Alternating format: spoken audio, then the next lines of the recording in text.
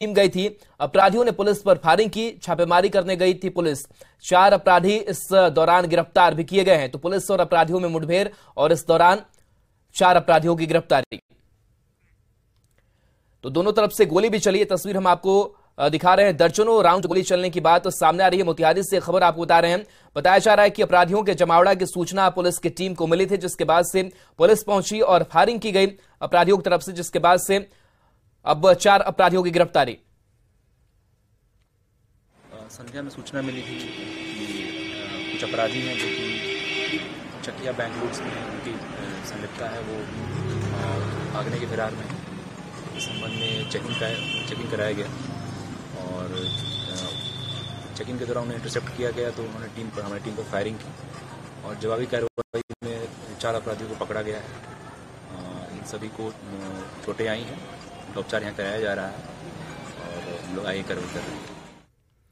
मुकेश हमारे साथ phone line पर सहयोगी जुड़े हुए हैं। मुकेश, पुलिस को जानकारी मिली, कार्रवाई की गई, अपराधियों के बारे में क्या कुछ जानकारी अब तक मिल पाई है? जी, अभी तक जो पहले दृष्टया जो अपराधियों के बारे में जानकारी मिली है, ये लोग आईसीआईसी बैंक जो चकिया पे हुई थी 20 दिन पहले, उसमें लूट कांड में ये लोग शामिल थे। और ये लोग अपराधी फिर आज बैठ करके और कहीं योजना बना रहे थे।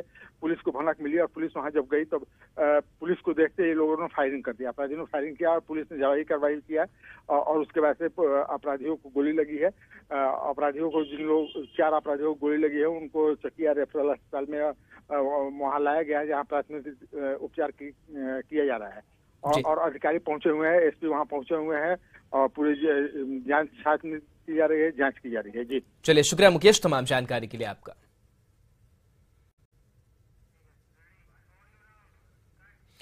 और इस बीच मुजफ्फरपुर से भी बड़ी खबर है, जहां पंचायत समिति सदस्य को गोली मार दी गई है। राजेंद्र राय को अपराधियों ने गोली मारी है। छिनतई के दौरान गोली मार दी गई। धड़फड़ी पंचायत समिति सदस्य घायल बताए जा रहे हैं। गंभीर हालत में निजी अस्पताल में भर्ती कराया गया है। देवरिया के कर्पूरी चौक के पास की घटना बताई जा रही है। तो राजेंद्र राय की हालत इस घटना में गंभीर है।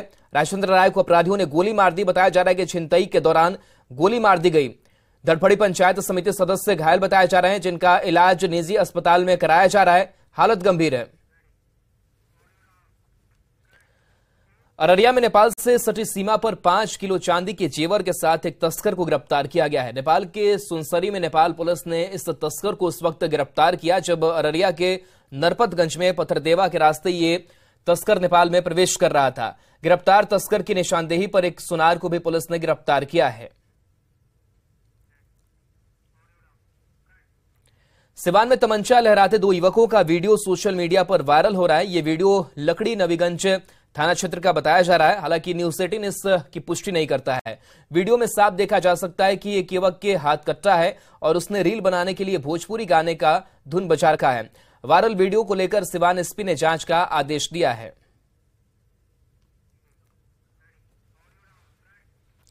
गोपालगंज में पशु तस्करों के बड़े रैकेट का पुलिस ने खुलासा करते हुए बड़ी कार्रवाई की है। पुलिस ने 3 पिकअप वाहन समेत 28 मवेशियों को बरामद किया है। साथ ही 7 पशु तस्करों को गिरफ्तार किया है। गिरफ्तार पशु तस्करों के पास से 6 मोबाइल और 3 पिकअप वाहन जब्त किए गए हैं। शराब बरामदगी एवं पशु तस्करी की रोकथाम हेतु सघन वाहन जांच किया जा रहा था। उसी क्रम में पश्चिम दिशा की ओर से 3 पिकअप गाड़ी आते दिखाई दिया, जिसे दल बल के सहयोग से रोका गया। तीनों पिकअप पर कुल 7 व्यक्ति सवार थे तथा तीनों पिकअप के डाला के अंदर से 28 मवेशी क्रमशः, एक पिकअप पर 14, 2 पिकअप पर 7-7 मवेशी को क्रूरतापूर्वक चारों ओर बांधा हुआ पाया गया। तत्पश्चात पिकअप एवं मवेशी को जब्त करते हुए 7 व्यक्तियों को विधिवत गिरफ्तार किया गया। खबर सुपौल से, जहां लोगों की जान बचाने वाले सदर अस्पताल में ही लोगों की जान को खतरे में डाला जा रहा है। सदर अस्पताल में लापरवाही का आलम यह है कि 60% से अधिक फायर सिलेंडर एक्सपायर्ड हैं। एक्सपायरी की तारीख 31 मार्च 2023 ही थी। बावजूद इसके ये दिखाने के लिए इन सिलेंडर को अस्पताल में लगाया गया है। फायर फाइटिंग की पूरी व्यवस्था है। सदर अस्पताल में इस बड़ी लापरवाही पर डीएम की अलग ही दलील है। बहुत ही ज्यादा लापरवाही है, क्योंकि यहाँ पे आते हैं तो किसी भी प्रकार का कोई भी सुनता नहीं है, कोई भी स्टाफ भी नहीं सुनता है। आते हैं, अभी घंटों से एक्सरे के लिए यहाँ पे खड़े हुए हैं, कोई देख नहीं रहा है। जब जिनके पास जाते हैं वो बोलते हैं कि उधर जाओ, वो कर रहा है, वो बोल रहा है उधर जाओ। अभी जो फायर सिलेंडर एक्सपायर हो गया उस पर क्या कहें? इसके लिए तो बहुत ही दुखदायी बात है, क्योंकि ये कुछ भी हो सकता है। यदि इस तरह से रहेगा तो कभी शॉर्ट सर्किट वगैरह होगा तो यहाँ पे लोगों का जान भी जा सकता है। फायर ऑडिट में कुछ कमियां थी, इसको भेजा गया विभाग को करने के लिए। इसके अलावा बहुत सारे इंडिविजुअल सिलेंडर्स भी लगे हुए हैं। उसमें जिला डीपीएम को कहा गया उसमें मेरे को इसको हमेशा भरी हुई अवस्था में रहनी चाहिए। आज भी जितने जो इंडिविजुअल सिलेंडर लगे हुए सब जगह सब भरी अवस्था में है, और उसका जाँच हर सप्ताह, हर वीक में, हर महीने में हमारे जिला फायर पदाधिकारी करते हैं। बड़ी लापरवाही को लेकर आखिर कौन जिम्मेवार है, इस बात की जरूर जांच होनी चाहिए। क्योंकि जिस तरीके से सिलेंडर के ऊपर स्टिकर चिपकाकर उस पर मार्कर के जरिए उसकी एक्सपायरी डेट लिखी गई है, जो कहीं ना कहीं एक बड़े घोलमाल की ओर इशारा कर रहा है। अब देखना होगा कि जिला प्रशासन और स्वास्थ्य महकमा इतने बड़े घोटाले के लिए कब जांच शुरू करती है। अमित झा, न्यूज़ 18 नेटवर्क, सदर अस्पताल, सुपौल। कई राज्यों की पैदल यात्रा करते हुए रुपेश मकवाना कैमूर पहुंचे, जहां पर बीजेपी विधायक और स्थानीय लोगों ने उनका जोरदार स्वागत किया। Cross country runner Rupesh Makwana ने दिल्ली में इंडिया गेट से 99 दिनों की 6000 किलोमीटर की यात्रा शुरू की। इसमें इन्होंने 5200 किलोमीटर की यात्रा पूरी कर ली। इनका मकसद युवाओं को उनकी शक्ति का एहसास कराना है, जो नशे और मोबाइल की आदतों में अपना जीवन बर्बाद कर रहे हैं।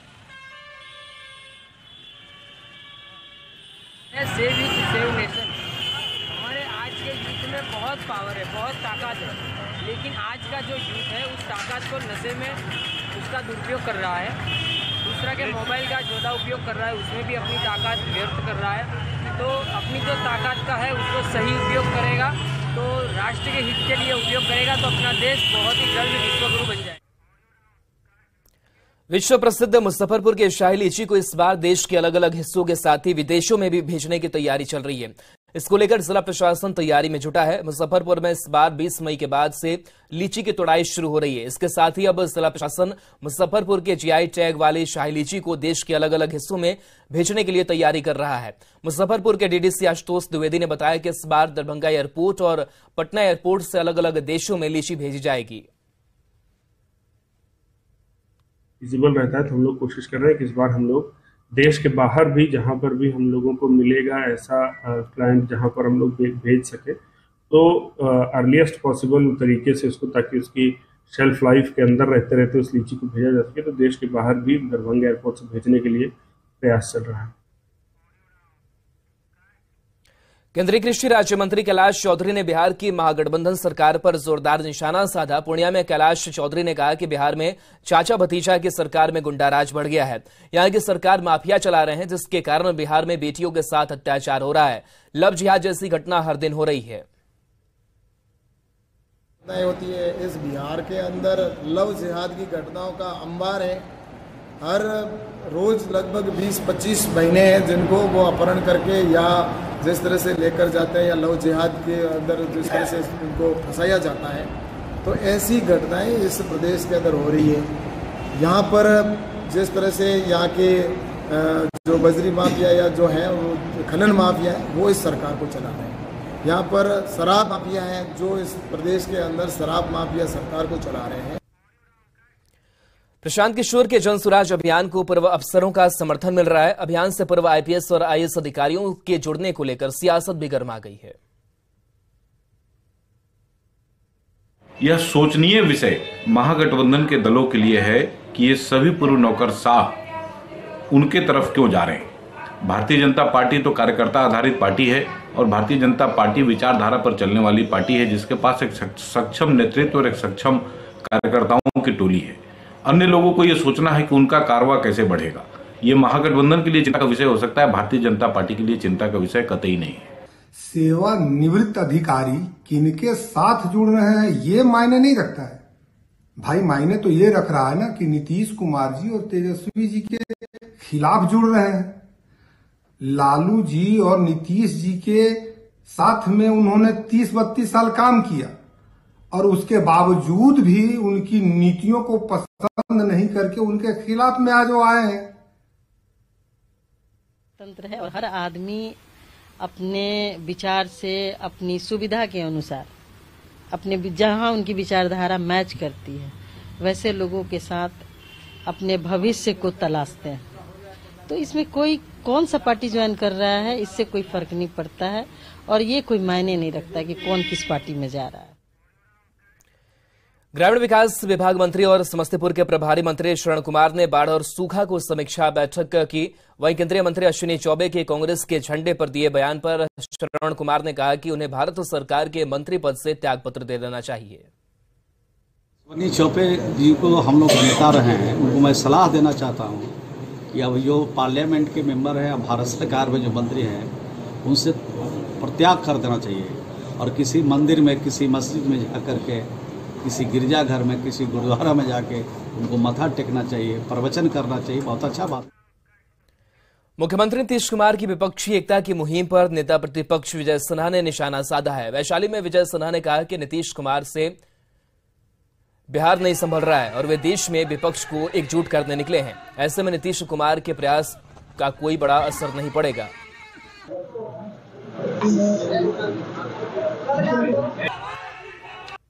जो बिहार नहीं संभाल सका, जो बिहार में जनता की विश्वास को नहीं प्राप्त कर सका, वो व्यक्ति कैसे विपक्षी एकजुटता की बात करता है और देश संभालने की क्या बात करेगा? इसका कोई असर पड़ेगा आने वाला चुनाव? कोई असर नहीं पड़ेगा। बिहार के प्रशासनिक अराजकता का शिकार बनाने का ये खेल है। अपने स्वार्थ महत्वाकांक्षा की पूर्ति के लिए पूरी तरह से अराजकता का माहौल ये बना रहे हैं। इसका खामियाजा बिहार की जनता भुगत रही है। दरभंगा से बीजेपी सांसद गोपालजी ठाकुर ने कहा कि वे चाहते हैं कि प्रधानमंत्री नरेंद्र मोदी राम जानकी पथ का शिलान्यास करें। उन्होंने कहा कि मिथिला में प्रधानमंत्री का स्वागत है। मिथिला के लोगों की इच्छा है कि राम जानकी पथ का शिलान्यास करें ताकि मिथिला के लोगों को नरेंद्र मोदी के स्वागत का मौका मिले। दरअसल महसी भगवती से उच्चैत भगवती के बीच करोड़ों की लागत से पुल का निर्माण किया जा रहा है। प्रधानमंत्री श्री नरेंद्र मोदी जी के नेतृत्व वाली सरकार में राष्ट्रीय राजमार्ग में मिथिला क्षेत्र उत्तर बिहार में बहुत सारा प्रोजेक्ट हो रहा है और सबसे बड़ी बात है, जहां नरेंद्र मोदी जी रेल के माध्यम से जयनगर कुर्था लाइन उद्घाटन करके मिथिला और नेपाल को जोड़ने का काम किया।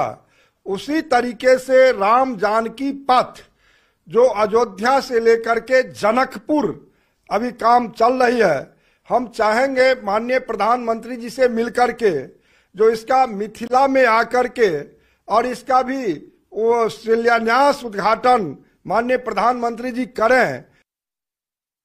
कांग्रेस प्रदेश अध्यक्ष अखिलेश सिंह सहित कई नेताओं ने आज कर्नाटक के बीजेपी उम्मीदवार मणिकांता राठौर के खिलाफ पाटलिपुत्र थाने में मामला दर्ज कराया है।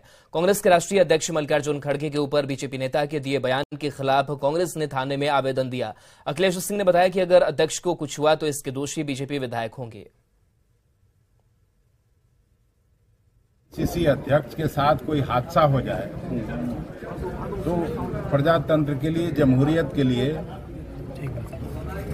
इससे बड़ा कोई दुर्भाग्य नहीं हो सकता है। जब भारतीय जनता पार्टी साफ देख रही है कर्नाटक में कि हम लोग चुनाव हार रहे हैं, तो हताशा में तरह तरह का बयान वो लोग दे रहे हैं। विशेषकर इस व्यक्ति ने जिसके खिलाफ हम लोगों ने आज प्राथमिकी दर्ज कराई है, इसने साफ तौर पर कहा है कि हम उनके खड़गे साहब को पूरे परिवार सहित सफाया हो। हाँ, अभी आवेदन माननीय सांसद द्वारा दिया गया है, उसकी जांच की जा रही है। किस चीज का आवेदन? अब उसको अवलोकन करेंगे, देखते हैं क्या चीज का मामला है। ऑडियो रिकॉर्डिंग शायद दिया गया है। हाँ, उसको देखना पड़ेगा। जी, जांच की जा रही है। जांच। और अब बात प्यार पर। परिवार वालों के पहरे की प्रेमी जोड़ी ने परिवार की परवाह किए बगैर मंदिर में शादी कर ली। ऐसे में अपने सुरक्षा के लिए नवविवाहित दंपति ने एसएसपी से सुरक्षा की गुहार लगाई है। क्या है पूरा मामला, इस रिपोर्ट में देखिए।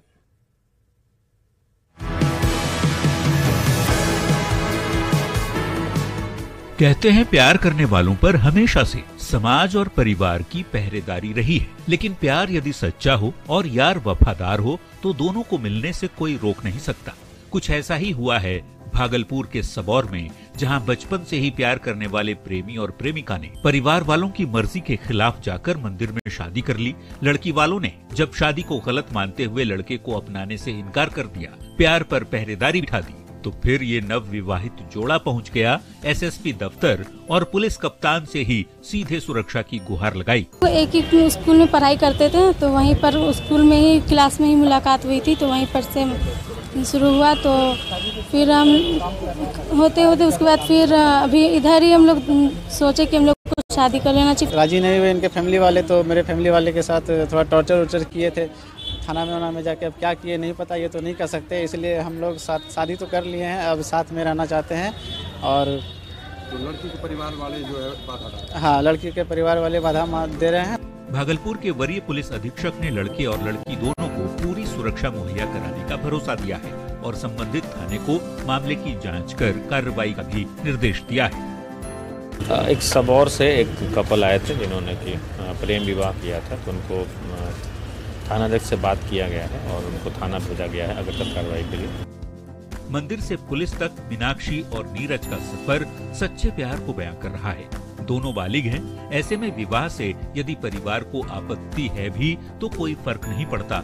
दोनों का वैवाहिक जीवन सुखमय और चिंता मुक्त हो, साथ ही परिवार भी रिश्ते को माने, अपना ले, हम भी यही उम्मीद करते हैं। विकास कुमार सिंह, न्यूज़ 18, भागलपुर।